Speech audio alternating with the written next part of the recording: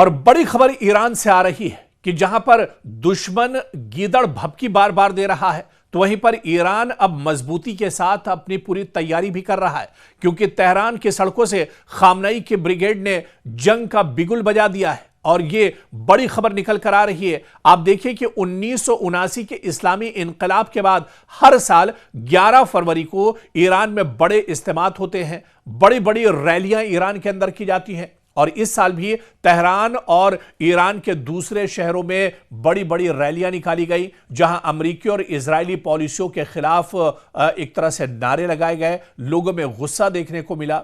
आप देखिए कि ईरानी क़यादत खुसूसन आयतुल्लाह अली खामनेई ने अपनी तकारीर में कहा कि ईरान बैरूनी दबाव के सामने नहीं झुकेगा, ताहम बाज़ाब्ता तौर पर किसी नई जंग या बराह रास्त हमले का उन्होंने ऐलान भी नहीं किया है। दरअसल ईरान की इनकलाबी गार्ड यानी इस्लामी इनकलाबी गार्ड जो कोर है यानी IRGC अक्सर फौजी मशक़ें और मिसाइल परेड करती हैं, जो ताकत के इजहार का एक तरह से हिस्सा होती है।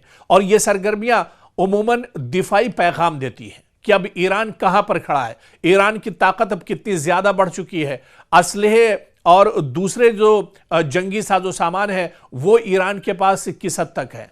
दरअसल बराह रास्त जंगी ऐलान या बाज़ाब्ता हमले का कोई सबूत तो मौजूद नहीं है, लेकिन ईरान दरअसल हिजबुल्लाह या हुसी जो मुजाहिदीन और लड़ाके हैं उनके जरिए इलाकाई असर व रसूख जरूर रखता है। लिहाजा फिलहाल यह कहना कि तेहरान की सड़कों से बाकायदा जंग शुरू हो गई है, दरअसल ये तो एक तरह से दुरुस्त नहीं है, लेकिन इतना ज़रूर है कि इस कशीदगी के बाद ईरान ने अपनी तैयारी ज़रूर शुरू कर दी है, ईरान ने अपनी मशक़ें ज़रूर शुरू कर दी हैं, चाहे वो अबनाए हुर्मुज़ में बहरी मशक़ें हों या फिर तेहरान के अंदर उसकी जो बर्री मशक़ें हैं या फिर हवाई जो मशक़ें हैं, हर तरह की मशक़ें एक तरह से कर ली हैं और पासदाराने इनकलाब को एक तरह से अलर्ट कर दिया गया है। सभी तैयारियां दरअसल ईरान ने कर ली हैं, ताकि अगर दुश्मन पहली की तरह कोई अचानक हमला करे तो दुश्मन को मुंहतोड़ जवाब एक तरह से दिया जा सके। और इसी वजह से जो माहिरीन और एक्सपर्ट हैं वो ये मानते हैं कि अब ईरान दरअसल पहले से ही चौकन्ना है। आपको याद होगा कि पिछले दिनों जो जंग इजराइल के साथ ईरान की हुई थी और जंग जब खत्म हो गई, उसके बाद ईरान के supreme leader Ayatollah Ali Khamenei ने बारहा इस बात को दोहराया। उन्होंने कहा कि अब ईरान दरअसल अलर्ट हो गया है।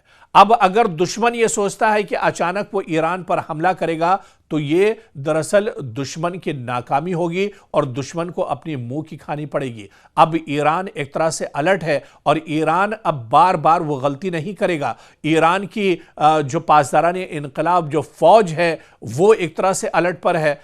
इसके अलावा बर्री, बहरी और हवाई जितनी भी जो फौजें ईरान के पास हैं उन सबको एक तरह से अलर्ट मोड पर रखा गया है, ताकि अगर दुश्मन कोई नापाक हरकत करता है, अचानक कोई कार्रवाई दुश्मन की तरफ से की जाती है, तो फिर उसका मुंहतोड़ जवाब दिया जाए।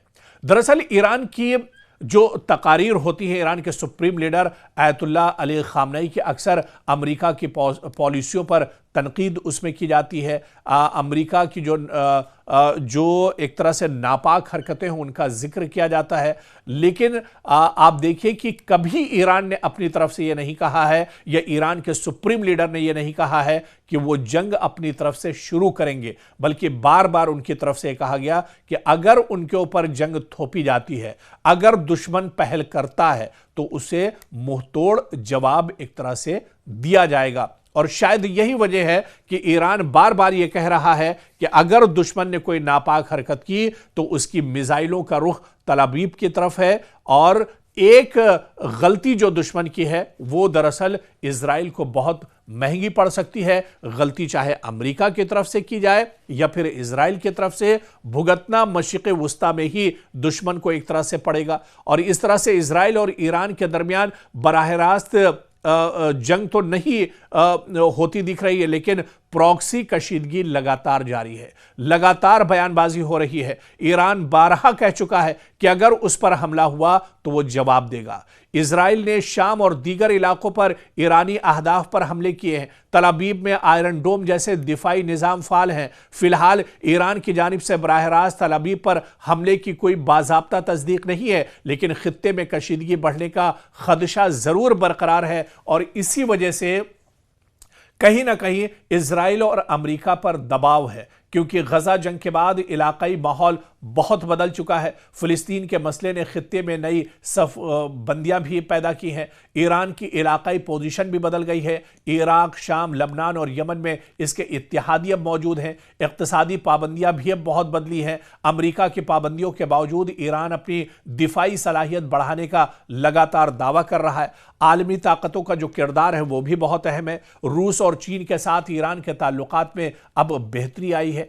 तो ऐसे में अब ईरान दरअसल मजबूत हुआ है और अब कई चीजें ऐसे में हैं जो मशरिक़ वुस्ता में ईरान के फेवर में जाती हुई दिख रही है। और इसी वजह से ईरान के supreme leader Ayatollah Ali Khamenei बारहा कह चुके हैं कि वो हालात कैसे भी हो वो दुश्मन के आगे सरेंडर करने वाले नहीं हैं।